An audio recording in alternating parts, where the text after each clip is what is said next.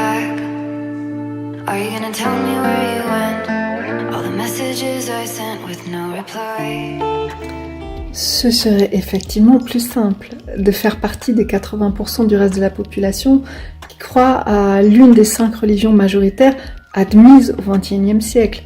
Cependant, dans la mesure où le concept de Dieu n'a jamais fait de sens pour moi, pas plus que le Père Noël, cela réduit déjà les possibilités à une seule religion majoritaire qu'est le bouddhisme, et dont je me considère très proche. Ensuite, pour moi, c'est une question d'observation. Quand je regarde la beauté de la nature, quand je comprends la complexité de la moindre petite plante, d'un champignon, d'un animal, d'un corps humain, et l'équilibre merveilleux qui régit tout cet écosystème, sincèrement, je ne trouve pas de meilleure conclusion que celle que nous sommes le fruit d'une création scientifique et artistique. Et ce sont là les bases de la philosophie raélienne. Alors évidemment, on n'est pas obligé d'être d'accord avec moi, et ça me va très bien. Je crois que la véritable question à se poser, au lieu de pointer du doigt quelqu'un pour ses différences, c'est de se demander si à ce stade de l'évolution humaine, on ne pourrait pas apprendre à vivre tous ensemble dans le respect de nos différences. Alors j'imagine que c'est un peu le propre de beaucoup d'hommes d'aimer être entourés de jolies femmes. Et vu qu'elles aiment aussi être près de lui, qu'il en soit ainsi. Mais je vous rassure, il y a aussi de très beaux hommes dans le mouvement raélien et qui sont proches de Raël. Après, je ne sais pas si elles sont réellement plus esthétiquement dans la norme que d'autres. Mais une chose que j'observe chez la plupart d'entre elles, c'est que leur beauté intérieure est capable de rendre leur beauté extérieure plus scintillante, et ce, quelle que soit la forme du corps.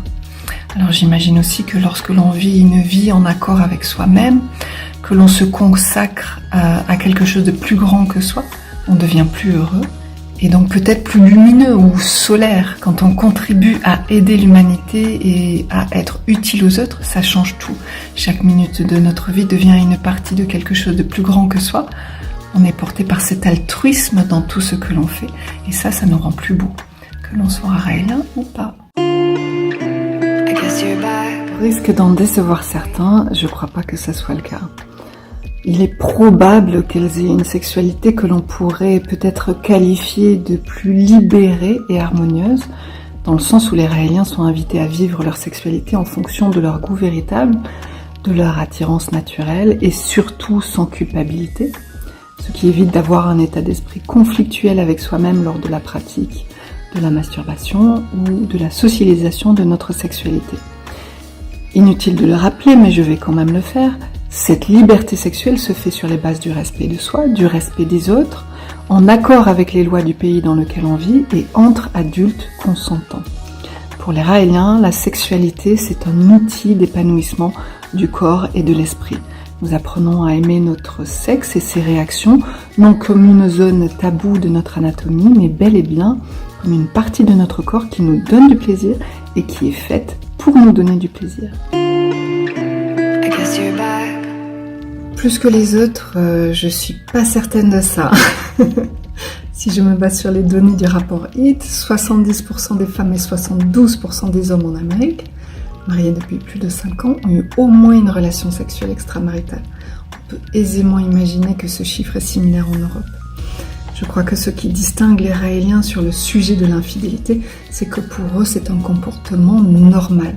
Attention, je dis normal, mais pas obligatoire, et j'insiste là-dessus. La liberté sexuelle, selon les raéliens, c'est aussi la liberté de se contenter d'un seul partenaire.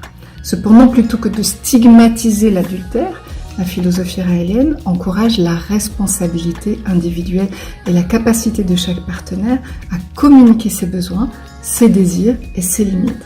Ce qui compte, c'est avant tout de prendre des décisions conscientes dans le respect de soi, le respect des autres et donc dans le respect des accords conclus au sein d'une relation ou d'un couple. Alors dans le sens d'un ordre religieux composé de femmes, oui. Mais au contraire des nonnes, elles ne font aucun vœu d'obéissance ou de soumission à qui ou à quoi que ce soit. Faire partie de l'ordre des anges est un choix libre pour chacune d'elles. On peut tout à fait être raélienne et ne pas en faire partie. La responsabilisation, c'est-à-dire que chaque individu adulte est totalement responsable de ses choix et de ses actes, est l'une des valeurs fondamentales de notre philosophie. Et pour les reines, les femmes sont très importantes. Elles ont une place capitale dans notre organisation. Elles sont considérées comme l'égale des hommes, avec un petit avantage, celui d'être naturellement poussées à être plus féminines, délicates, raffinées et respectueuses de la vie, et donc à avoir une sensibilité supérieure. Et quand on est une personne raffinée et féminine, la guerre ne peut pas arriver. De fait, développer ces qualités est crucial pour notre avenir à tous, et ce, quel que soit notre genre. I guess you're back. Are you gonna tell me where you went?